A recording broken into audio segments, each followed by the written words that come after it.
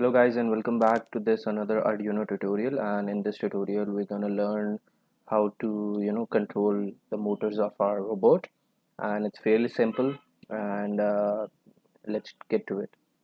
It's really easy to control the motors of an using the Arduino if you have set it up quite properly. So let me explain the code that is in front of you and we'll go from there. Alright, so first of all we are initializing some pins, and we are using an L293D motor driver, and it has some pins that are connected to our Arduino.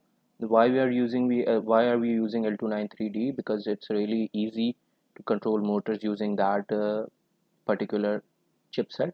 And in order to learn more about the L293D, you can just Google it, and you can have all the data sheets and all the operating procedures. Okay, so we have two motors in our robot as of now, and the L293D can control two motors at a time, so that works in our favor. So first of all, we have integer motor 1 speed equals to 10. All right, so these motors are variable speed, and L293D can work with variable speed motors.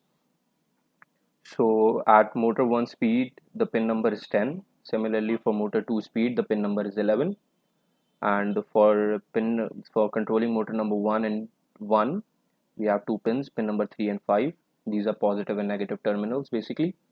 And for motor number 2 we have pin number 6 and 9. All right, so we are initializing pins. So whenever I say motor 1 speed in my code following in the code following code, that means I'm referring to pin number 10. All right, so we have basically given names to pin number 10 as motor 1 speed. All right, now we have another integer equals, which is known as weight, and its value is 2000. Okay, so this is the basically delay integer, in which 1000 is millisecond, means 1 second.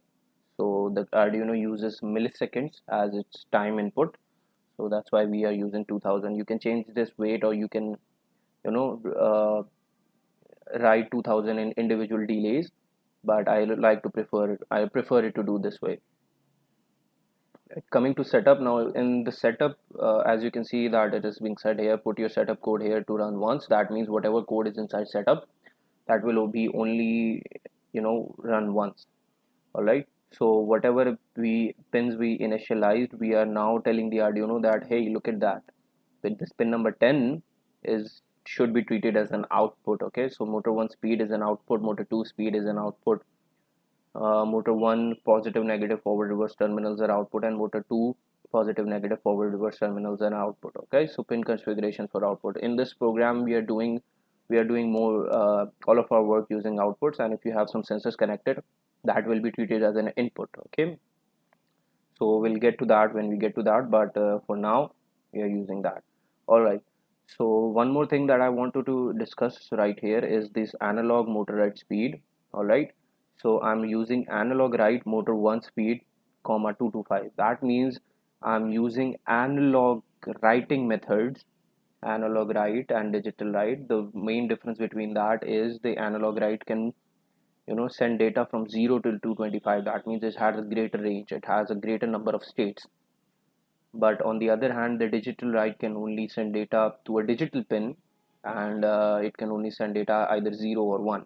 There are some pins in the Arduino that work as analog pins and digital pins. These are called PWM pins, or pulse width modulated pins, and it has some mark in front of him so that you can know which pins are which. Okay, so pin number 10 and 11 are those PWM pins, and we can use digital and analog write on both of them. Okay, so we are using analog write motor 1 speed comma 225. This tells the motor that you can spin up at the fastest possible speed. Okay, and we are using similar motors, so the speed of both of them should be fairly same, so our robot can go perfectly straight and perfectly come back. Okay, so that's why we are using 2 to 5. And if we are using 0, that means we are trying to tell the motors to stop or not to move at all, and anything in between will be proportional to their speeds. Right. Coming to loop, now loop is very simple. We have just written forward, delay, reverse, wait. Okay, now in order to explain this bit, what I have done is instead of writing my code again and again, I have made a function. All right, what are functions? Functions are basically any piece of code that you need again and again. So you just write it once and then just call it again and again. All right, let's see how this works. Coming out of the loop, this is the end mark of loop, this curly bracket, and coming out of the loop, I have written void forward bracket open bracket close. That means this means that I have made a function. All right, I have made a forward function, and I have written the number of lines, 8 lines of code. These 4 lines move the motors forward, and then we have a delay. That means it will keep on going forward for 2 seconds, and then all motors will stop. All right, so this is fairly simple, and I have written this code forward. I have written this function known as forward, and similarly I have written a function known as backwards. All right, so why I have done that?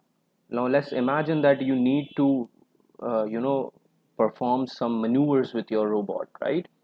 Let's assume that you need to go forward, turn to the right, go forward again, turn to the right, go forward again, turn to the right. Okay, so you need to make a square. Now instead of writing this code again and again to go forward after every turn, what I can do is I can just write this forward and call this function again and again. So my all these lines of code, I don't have to write them again. Right, so I just have to write them once and call them again.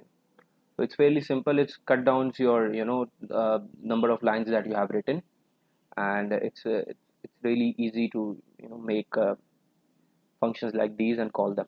All right, so now what I will do is I will burn this code into my robot, and I will show you a clip of that robot moving and executing this code after this explanation.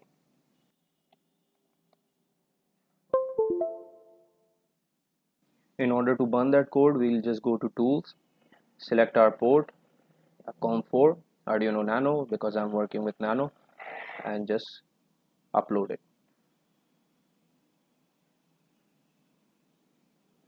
Alright, it's done uploading, and that's it for this code. And let's go and see the robot and how it does what it does.